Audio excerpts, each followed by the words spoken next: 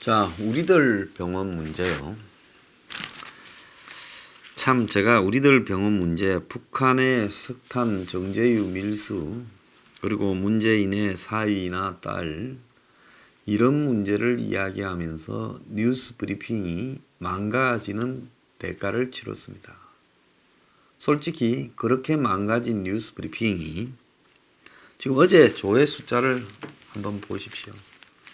이게 46만 3천 명, 실제로는 뭐 100만 명도 됐을 거라 봅니다만은 어쨌든 지금 공식 숫자는 46만 3천 명을 가진 이 유튜버 채널의 조회 숫자가 1부 3.4만 명, 2부 4.2만 명, 3부 3.3만 명, 4부 2.2만 명, 5부 1.9만 명, 6부 3.1만 명, 7부 1.5만 명, 8부 1.7만 명 이렇게 써 있습니다. 그냥 저희들도 아직도 열심히 체크해서 보내주시는 분들에 정말 감사드리는데요. 그냥 세워놓고 있습니다. 빼고 세워놓고요. 아마 뉴스 브리핑은 안 풀어주려고 작정을 했을 거라고 봅니다. 저도 이 부분에 대해 여러 가지 생각을 하고 있습니다. 자, 그런데 또 우리들 병원 문제가 생겼으니까 제가 그런 생각이 들었어요. 참 겨우겨우 노력해서 조금 올라가면 또 뭔가를 폭로 안 할 수 없고 또 말 안 할 수 없고 말을 하면 또 얻어맞아서 박살이 나고 저한텐 집요하게 일련의 신호를 보내죠. 말하지 마라. 말하면 너는 또 조회나 구독이나 억만징창으로 가게 된다. 저도 사람인데 이런 보수 유튜버를 하면서 제 방송을 많은 사람이 봐주고 그리고 환호해 주는 부분이 그런 맛에 하는 거죠. 자기의 가치를 전파하는 부분에 호응 때문에 하는 거죠. 자, 거기다가 그렇게 해서 광고비도 많이 넣으면 금상첨화겠죠.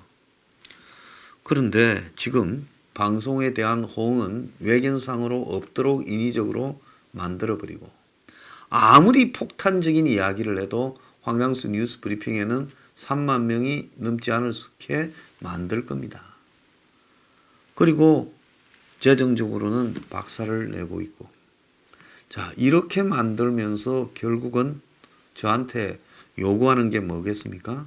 너가 그런 식으로 하면 끝까지 우리는 널 따라매겠다. 그거 아니겠습니까?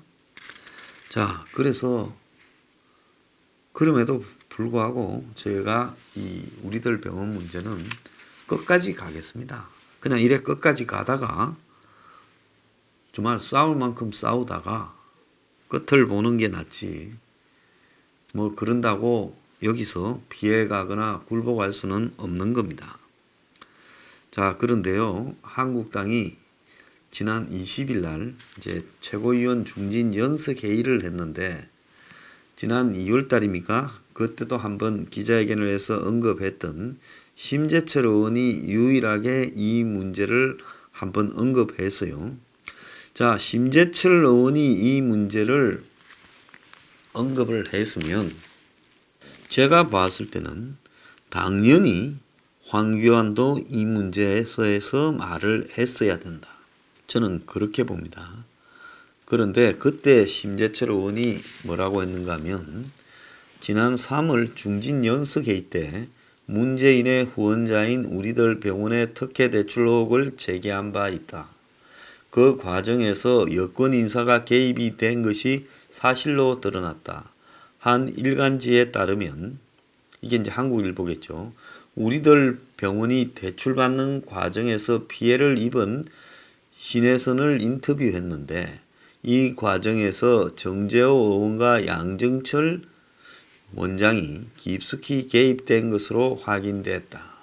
우리들 병원의 김수경 대표와 이상호 원장의 대출을 덮고자 신혜선 씨는 자신의 부동산을 제공했고 이때 이상호 원장이 연대 보증을 했다. 이후 추가 대출을 받는 과정에서 산업은행에서 1,400억을 대출받는데 이때 신한은행 직원이 담보 제공자인 신혜선의 동의 없이 서류를 위조해서 이상호 씨를 연대 보정해서 풀어줬다. 결과적으로 신혜선 씨는 대출금을 변제하지 못했고 자신의 건물이 경매 처분된다. 검찰은 신혜선 씨가 제기한 사건을 불기소 처분했는데 이 과정에서 버닝썬 경찰총장이라 불린 윤규건도 개입된 것이 확인됐다. 제보가 하나 또 들어왔는데 우리들 병원에 수사를 담당했던 경찰관한테 수사를 덮을 것을 강요한 권력 핵심 인사가 따로 있었다는 그런 제보이다. 그 사람은 문재인 정권 초기 공안 분야의 권력 핵심에 있었고 경찰청에 전화를 한 뒤에 돌연 자리에서 물러나서 미국으로 출국해버린 문정권의 핵심 인사이다. 이렇게 말을 했습니다. 자, 이 인사는 누군지 아시겠죠? 국정원의 기조실장을 한 이 S 변호사를 이야기를 하는 말입니다. 자, 제보 받았다라는 심재철 의원이 실명을 이야기를 안 했기 때문에 저도 알면서도 이렇게 이야기를 할 수밖에 없어요. 양정철이 얼마 전에 그 변호사가 귀국해서 뭐 같이 밥도 한번 먹자 이런 이야기를 했던 걸로 기억납니다. 지난달에 양정철이가 최동욱 전 검찰총장과 방금 말한 그 변호사 또 청와대 비서관 전 청와대 비서관과 이렇게 사정기관에 있던 사람들과 식사를 한번 했다. 옛날에 그렇게 보도가 나왔죠. 자, 그 사람이 지금 심재철 의원이 말한 사람입니다. 자, 그런데 이 사건은 권력형 게이트가 될 가능성이 크다. 우리들 병원의 김수경, 이상호 두 사람은 최순실에 버금가는 배후 세력으로 평가되고 있다.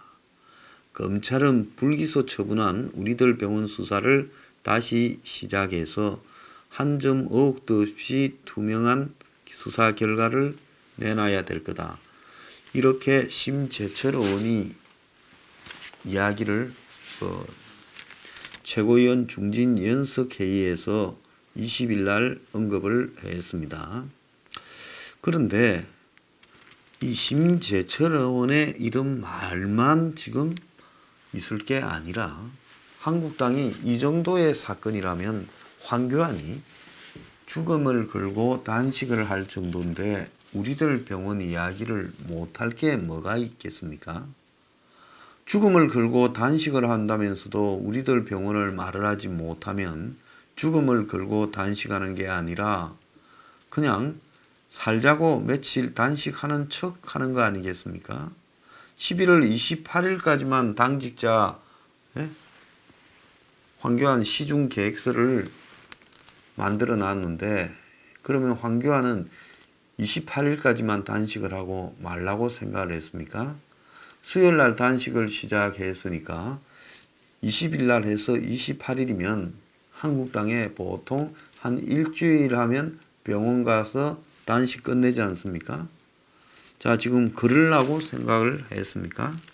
저는 이해가 가지 않는 게, 자, 최고위원 중진회의에 황교안 앞에서 심재철 의원이 이런 말을 했습니다. 심재철 의원은 최고위원도 아니고 중진으로서 말을 했어요. 그러면 황교안이 이것은 중대한 이야기다. 돌아가면서 한 번씩 쭉 이야기하고 끝내는 주마 간산식의 발언이 최고위원회 아니지 않습니까? 그럼 황교안은 어떻게 해야 되겠습니까? 이 문제는 당의 의총에서 체결을 해서 제가 단식을 하면서 이 문제에 대해서 입장을 밝히고 진상규명을 같이 요구하겠습니다.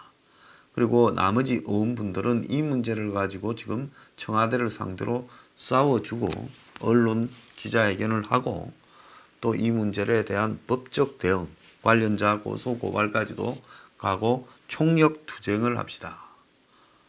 그래서 지금 윤석열 검찰에서 조국 수사를 하고 윤규건이가 구속되어 있으니까 이참에 이 문제가 직권 남용과 또 정권 부패, 윤규건 수사 등에서 같이 수사될 수 있도록 되어야 됩니다 하면서 검찰의 항의 방문도, 검찰이 지금 신혜선이 진정한 수사에 대해서 검찰이 8개월 주무르고 있다가 무혐의 결정을 했고 권력 핵심 인사의 개입이 없었다고 했는데 권력 핵심 인사의 개입이 드러났지 않습니까?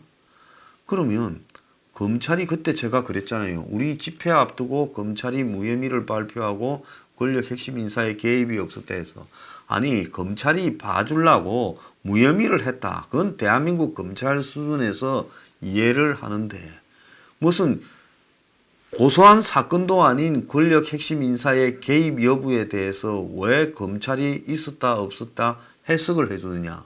검찰이 법적으로 처분받지 않은 사안에 대해서까지도 설명하느냐. 제가 그 말 한 거 기억나시죠? 그 굉장히 의아스러웠어요. 왜 검찰이 정치적인 해석을 하느냐. 자, 그 부분을 한국당이 지금 검찰에 항의 방문단을 보내야지요. 그래서 이 사건에 대해서 검찰이 재수사라고 요구해야지요. 국정감사장에서도 최이배 의원이 검찰의 서류를 읽어보면 기소인데 왜 결정을 불기소로 했냐고 그렇게 물었지 않습니까? 그러니까 서울중앙지검장이 이상하죠. 다시 살펴보겠다고 그렇게 사실상 자기들이 압력에 의해서 그렇게 했다라는 걸 시인하지 않았습니까? 그렇다면 이 부분에 대해서 어떻게 해야 되겠습니까? 자, 지난 11월 1일에 동아일보의 김순덕 논설위원이 칼럼을 통해 낙검수 법무부 우리들 병원 수사 막을 참인가 하며 이 사건에 대해서 쭉 이야기를 하지 않았습니까? 자, 그래서 거기에 보면 조선일보 6월 11일 인터넷판에 따르면 이 신혜선 씨는 알고 지내던 정재호, 양정철, 신현수 변호사 이런 사람들이 신한은행과 중재를 한 정황이 있다고 이렇게 말을 했습니다. 아까 심재철 의원이 제보를 받았다라는 사람이 저는 여기에 등장한 변호사라고 저는 보고 있습니다.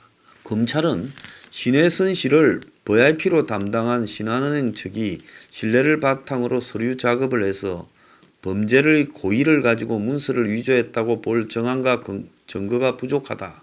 이래서 불기소 처분 내렸다 하며 여권 연루설도 실체가 없었다고 결론을 내렸는데 그 최이배 의원이 들이댄 자료를 보면 정황과 증거가 넘친다고 그렇게 이야기를 하고 검찰 수사 때도 중단됐다가 마지못해 이래 결론을 내리고 경찰 수사도 오랫동안 중단됐다.